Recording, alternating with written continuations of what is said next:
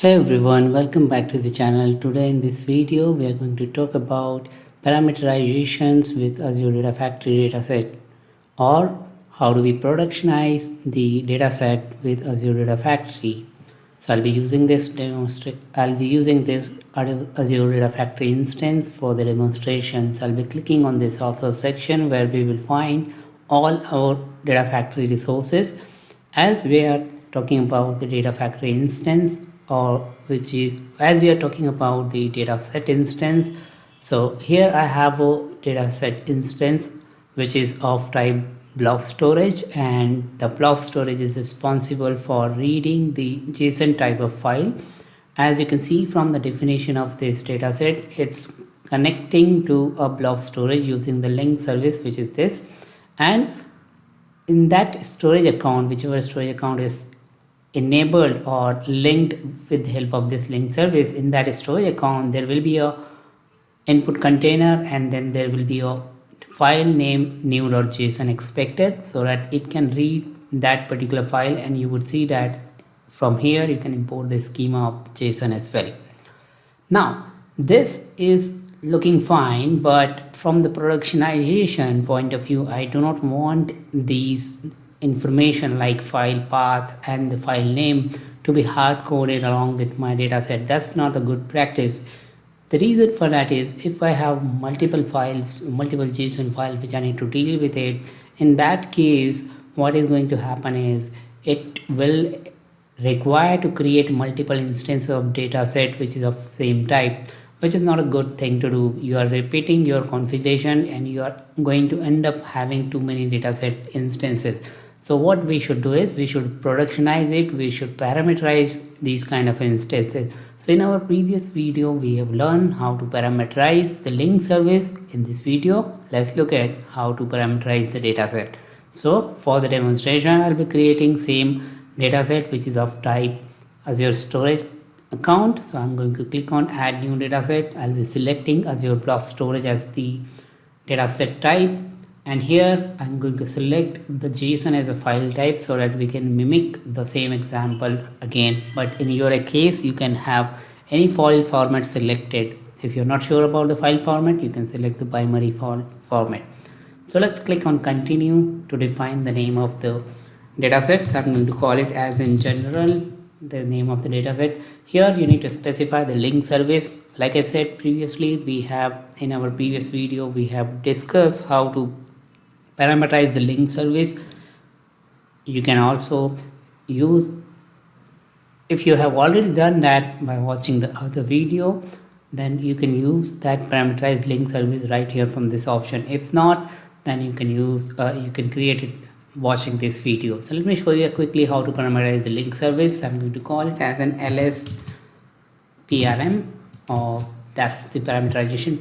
Authentication type, I'm going to keep it as is. If you would like, you can read the storage account key from the Azure Key Vault by clicking on this particular tab or the toggle option, and from here it will expect you to provide the name of your link service. At the moment I do not have any link service which I should be selecting, so let me choose the option which is the default one, connection string option.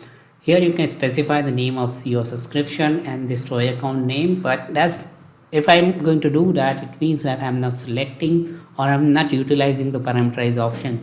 To do that, or to parameterize the link service, I'm going to use this option, enter manually, and click on the storage account name.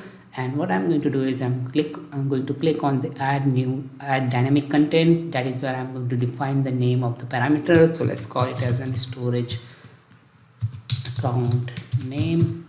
That's the name of the parameter which we'll be using for our link service. I'm going to copy that. Let's save it. So parameter has been added. You double click on this, and you would see that this parameter has been used now in the link service. At the rate link service, the name of the parameter. Let's click on OK. So that will define whatever value you will assign to this parameter. It will be used here in this particular section, which is the Azure storage account name. Next is the Azure Key Vault. Again, you can parameterize that section as well, or you can specify the value of this section right here from the Azure Key Vault. That is how it is recommended from the Microsoft Azure, because you should not be keeping or putting the value of the connection string directly in the plain text. it's not recommended. So you should be fetching the value from the key vault. Let me see if I can just define the key. I'm going to select or define a new link service which is of type key vault. I'll leave it as is, as KV. That's the name of my key vault, and then I'm going to use the secret option for now.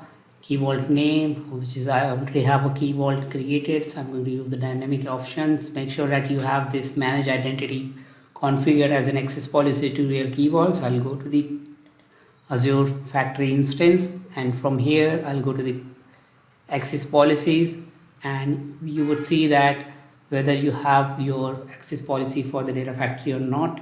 If not, then you simply give it the access, get or list, provide the name of your data factory instance, manage identity, select OK, and provide the access policy with the appropriate permission. So the permissions are there. We have our access policy configured. Now having this in place, if I click on test connection, I should be able to validate my link service properly.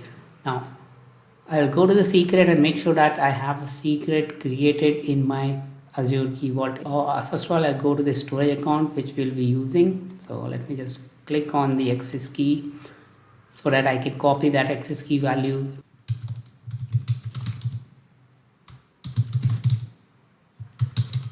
Storage account has got the connection string value, so let's click on OK so that we can create the link service. The link service is successfully created. Now with this link service, I should be able to fetch the secret which we have just now created. So this is the secret which I'll be fetching it here. By default, it's going to use the latest version, and having this in place, if I click on test connection, it will ask to provide the name of the parameter, which is the storage account name. I'll provide it here, and using this parameter value, it should validate or test the link service, which is of the storage account link service. Remember, we are just now on the storage account link service, not at the dataset level. So the connection is tested successfully. I'll click on OK to create the link service for the block storage account. The link service is successfully created. Now having the link service is there, if I click on browse, it will again ask for the parameters which I needed to provide, like the storage account name, and then it will try and browse the values like container name and the file name. But like I said, I would like to generalize the value of these two. So what I'm going to do is I'm going to click on OK, because we would like to provide the value of these container name, file name later at the later stage. So what I'm going to do now with this data set, we'll define the parameter names. So let's define the parameter names like storage account name, which is the name of our storage account on which we would like to target. Then we will have another parameter which we will going to call it as this container name, and then next parameter we could have is the file name, so that we can specify which file we would like to read about it. If you would like, you can provide the value or the default value to these parameters. Now let's try and use these parameters. So I'll click on link service properties, which is the name of the parameter it is expecting.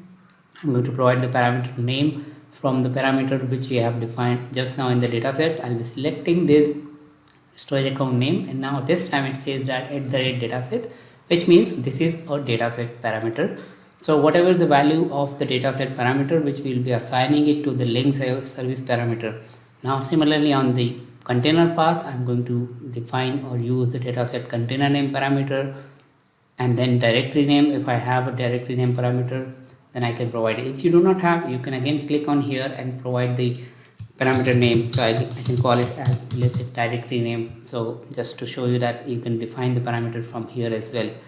So when you define the parameter from here, it's basically creating a parameter, a pipeline parameter, not the dataset parameters. Let me just click on, actually it has created a parameter, but somehow it's not displaying it correctly.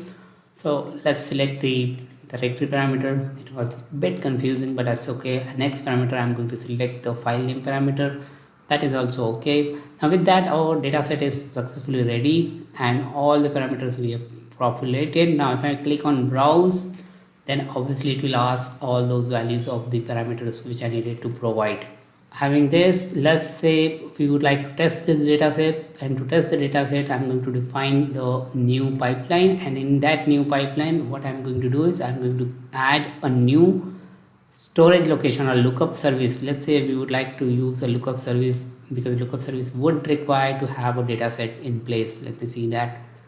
So let's go to the settings, and from here you need to specify the dataset. So I'm going to specify my dataset as in dataset which is the general dataset which we have created. You can see that now I'm getting a value which I need to provide four parameters. So one parameter for the link service, which is the name of the storage account, and other three parameters are the container name, file name, and other parameters, right?